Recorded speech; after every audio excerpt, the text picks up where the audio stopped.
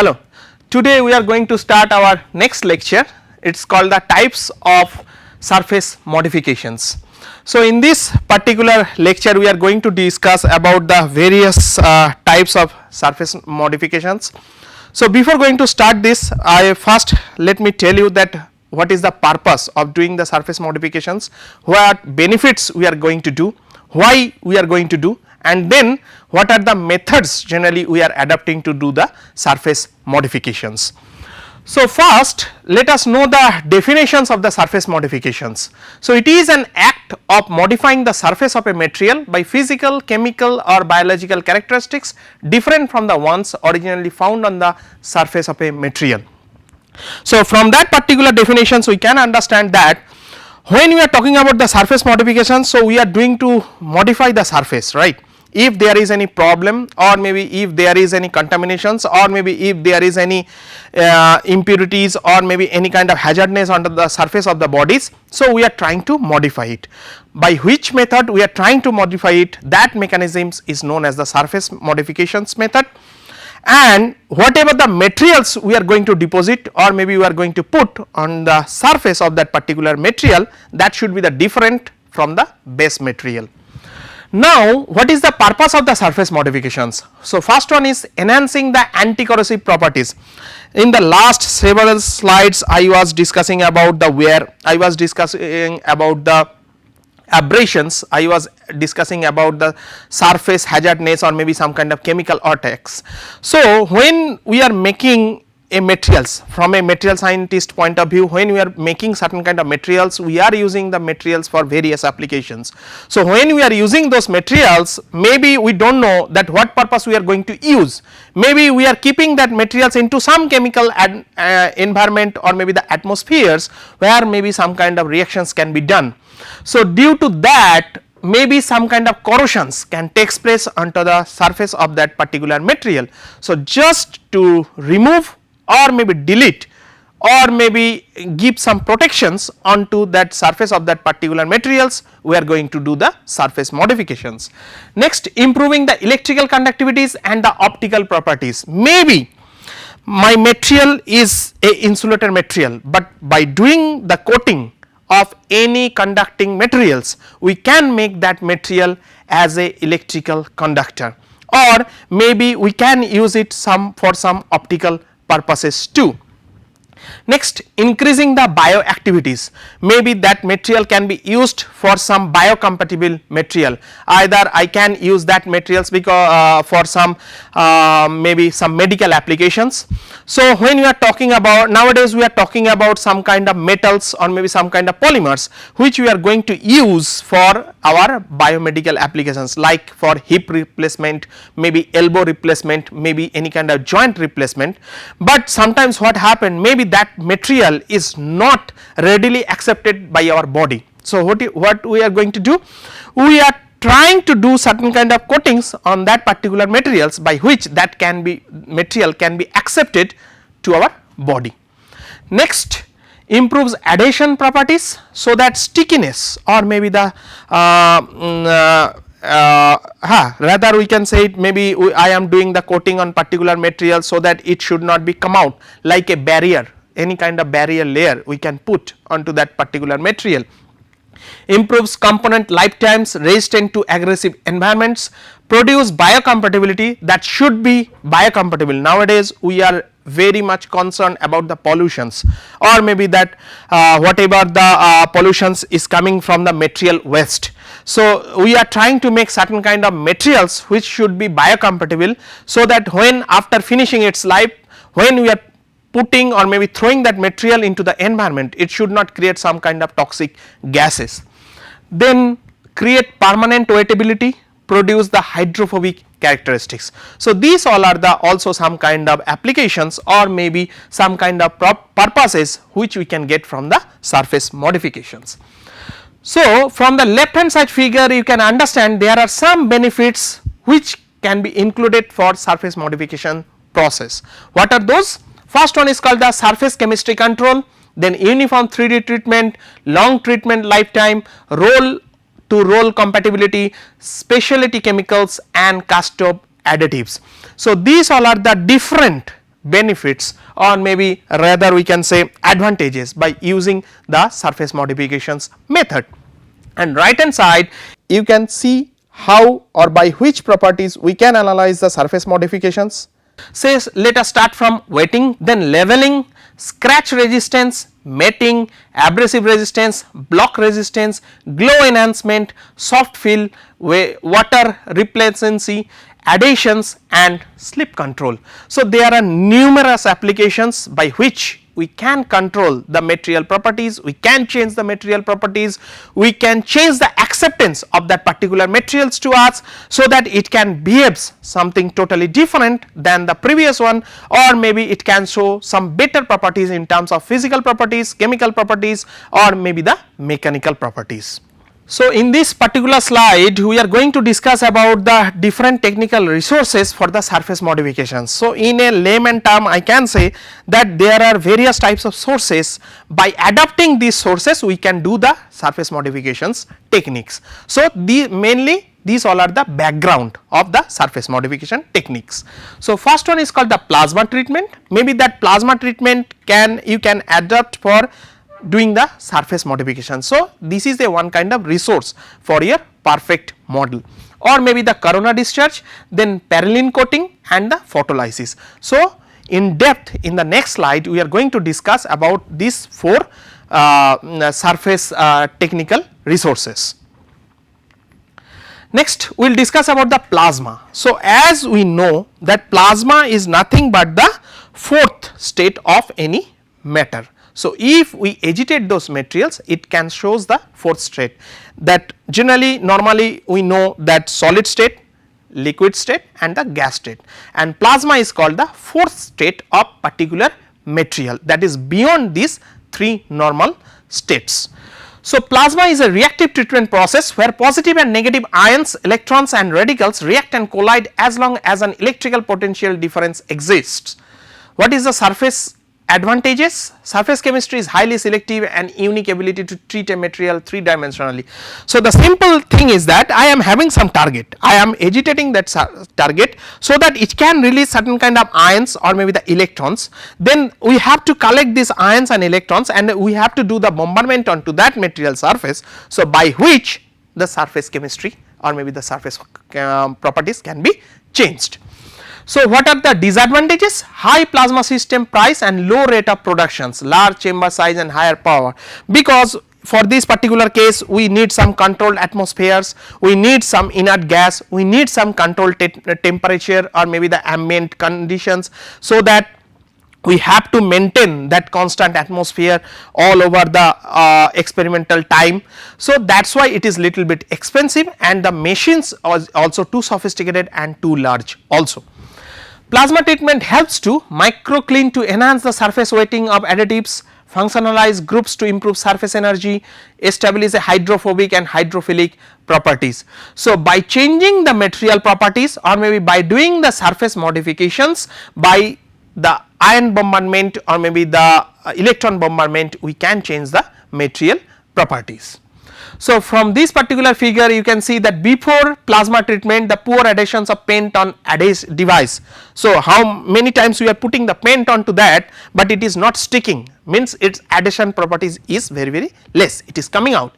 So, when we are doing some kind of etching types or maybe some kind of scratching type onto that material by the plasma treatment, after that we find that simply the paint is sticking with the materials, that means adhesion properties of that particular materials has been enhanced. Next one is called the corona discharge, rather we can say that is little bit kind of modified versions of the plasma treatment. So, from these particular things we can understand that corona discharge is plasma at standard atmospheric pressure. This plasma is produced by high voltage and the close proximity of 2 metal plates in atmosphere. So, from this particular case you can understand that we are having one electrode, we are having 2 electrodes, one is acting as a positive, another one is acting as a negative. In between that we are generating the high voltage difference or maybe the potential difference, and we are having some target materials. That target materials is divided into 2 ions and then one of the ions is just coming to your surface, that opposite materials, just like that opposite magnetic fields can attract each other, something that plus ions is directly going to the minus ions and they are doing the surface modifications. So, here it improves the properties of a surface to provide a longer lifespan, improve surface bonding, improve corrosion resistance, but there are certain drawbacks too. What are those? Lack of surface chemistry selectivity. Most Corona systems are designed to operate in open air conditions, limited polymer choice, treatment in 2 dimensions. That means whatever the target material I am taking, that should have the compatibility with the base materials. If there should not be any compatibility in between that, or maybe there should not be any reactions in between that, that material will not stick with the base material, so that the material adhesion properties will not be increased or maybe not going to be changed. Advantages: price of purchasing a system for in-house treatment. Systems are robust and easy to maintain and easy of use. Then next one is called the parylene coating. So, parylene coating, it is also a one kind of rather we can say that one kind of chemical type of modifications methods by which we are trying to do some kind of chemical reactions over there. Then we are having some substrate that is known as the solid dimer, and we are taking the gas molecules of, or maybe some inert gas, or maybe that inert gas we are generally here taking, or maybe we are trying to do some kind of chemical reactions in between that, so that some gas is generating. That gas is directly coming through this chamber and it is coating your materials. So, by doing these methods we are calling it as a parylene coating. So, it is a conformal surface coating that protects sensitive device by providing a barrier layer against environmental contaminants. So, simply it is doing one kind of wrapping onto the material surface. It significantly improves the performance and durability of manufacturing components by extending lifetime coating to a decade or even longer. So, parylene coatings improves device longevity due to resist flaking, abrasions, chemicals, solvents, moisture. So, just it is giving a layer so that any chemical environment or maybe the environmental moisture can't react with your material, base material. Strengthens molded plastic magnetic components, provides a barrier against leaching or blooming, improves lubricity through a low frictions, because you can, it may be some kind of slippery nature, so that it can be used for as a lubricating in between the surfaces. Offers excellent thermal stability in high temperature. That material is having that capacity or maybe the capability that it can withstand the higher temperature, so that it can be used into the high temperatures, remains chemically and biologically inert. So, these all are the different properties for parylene coating. And the next one is called the photolysis. So, in a single word I can say that this is the combinations of plasma as well as the corona. So, it combined principles of corona and plasma. Such systems use high voltage to excite gas in an emitter, which then radiates to the surface of a polymer. Radiations is then fine tuned to chemically modify a polymer to receive most additives, paints, coatings and links. So, from this particular thing slide you can understand that is controllable. That means the thickness of that particular coating can be controlled by us. Not only that, the reactions in between the materials and the coating materials and the base materials, that also can be changed. Means if you want to you going for different materials, that you have to change the precursor. So, advantages: high throughput treatment of stable polymers and elastomers, efficient and effective due to the specific wavelength emitted by the radiation source. Electricity or charge sensitive device are easily and safely treated. Systems can be easily designed to fit on nearly any conveyor systems, moderate cost related size and shapes. So, it depends upon what type of applications you are going to do. So, based on that you can choose any of them. So, considerations: offers very selective surface chemistry, requires standard atmospheric operating conditions, line of sight, or maybe the 2-dimensional things we can do it over there.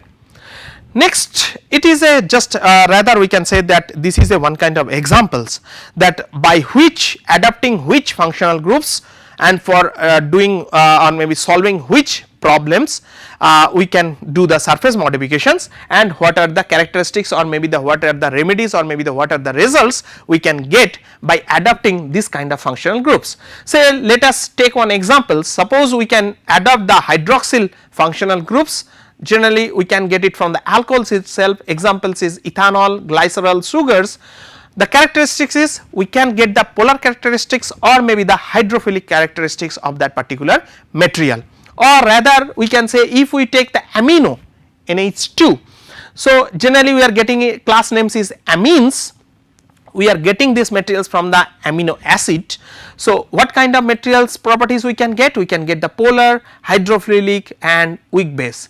Then like that methyl, so methyl generally we can get from the fatty acids, oil, waxes. So we can transfer the material from to non-polar and hydrophobic. So from this particular example you can understand that suppose I am having some materials which is polar, easily I can make it into the non-polar materials, or maybe I am having the materials which is showing the hydrophobic nature, I can make that materials into the hydrophilic nature. Now there are certain common problems and remedies by which we can do some kind of modifications, or maybe by surface modifications we can repair some material surfaces, or maybe we can change the material properties. What are those? Like polymeric well plates and cell culture trays, what is the applications of that particular material?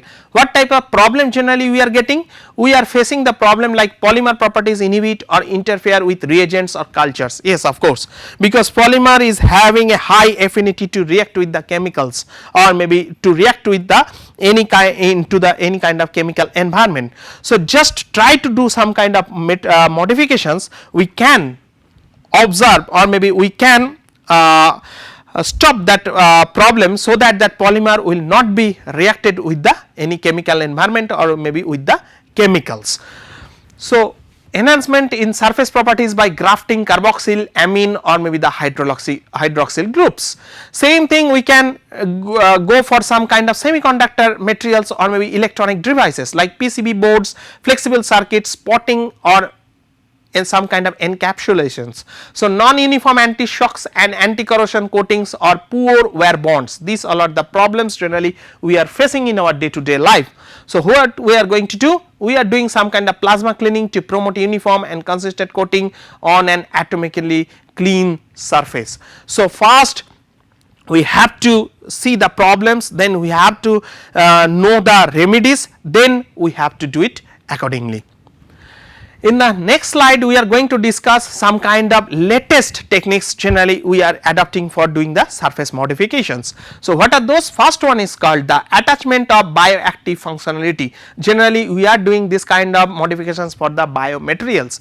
So what we are doing? We are having some kind of materials, biomaterials.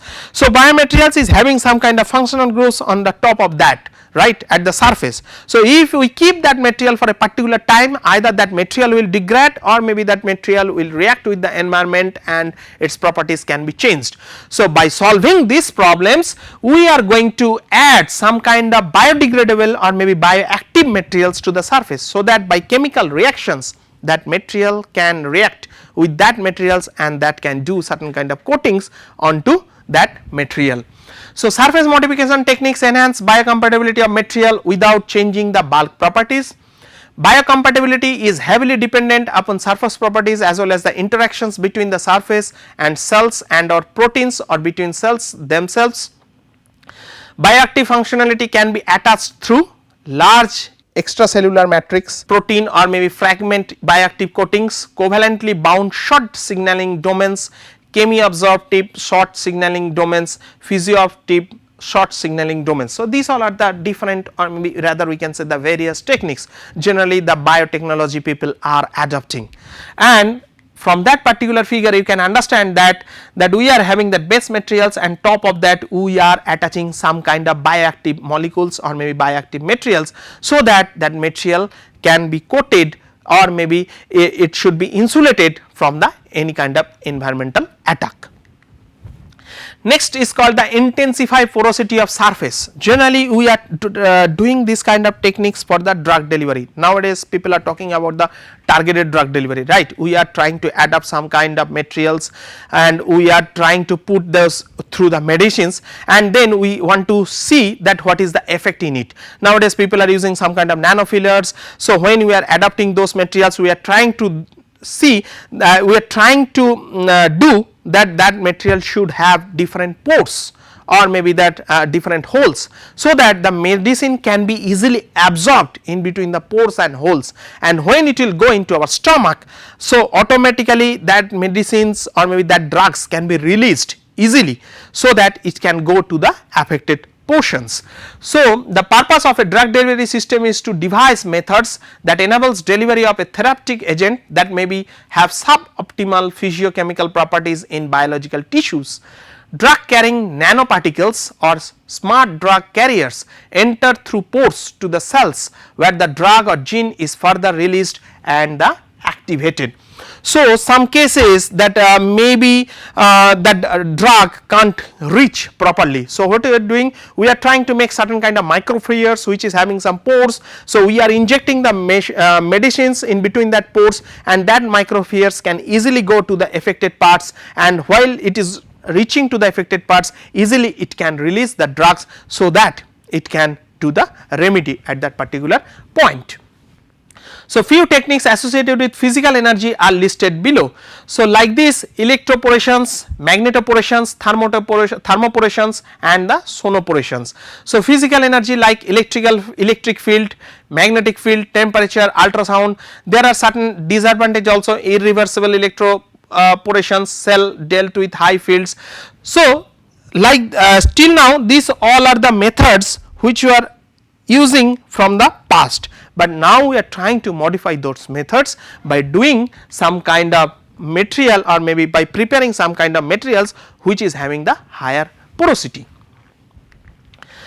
Next we will discuss about the classification techniques which generally we are going to adapt for the surface modifications. What are those? It is divided into two parts, one is called the physical modifications, another one is called the chemical modifications. Then physical modifications also divided into two parts, change in surface metallurgy and addition of surface layer and coating, and chemical modifications is change in surface chemistry. So this is the whole idea about the surface modifications. So in our coming slide we are going to see that what are the physical modifications and what are the chemical modifications generally we are going to do.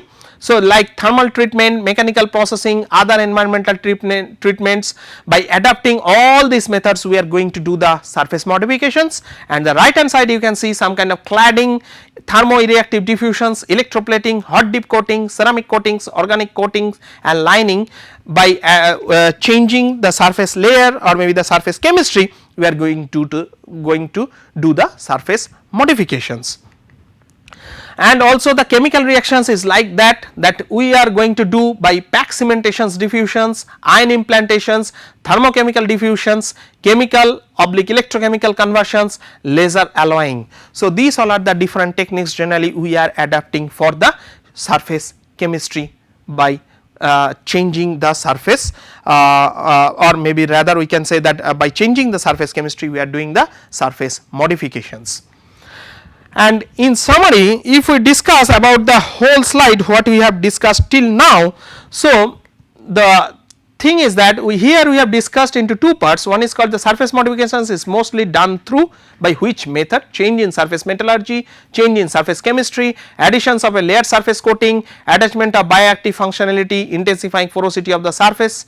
Then these surface modifications results for improvement in physical chemical properties. So these is the applications or maybe this is the things why we are going to do the surface modifications. Improvement in electrical and electronics properties, enhancement in durability and reliability of the workpieces, applications in various fields like aerospace, automobile, electronic device and biomedical applications, etc.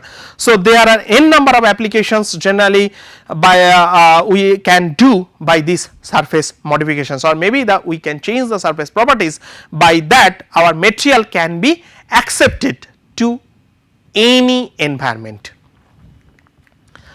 Thank you.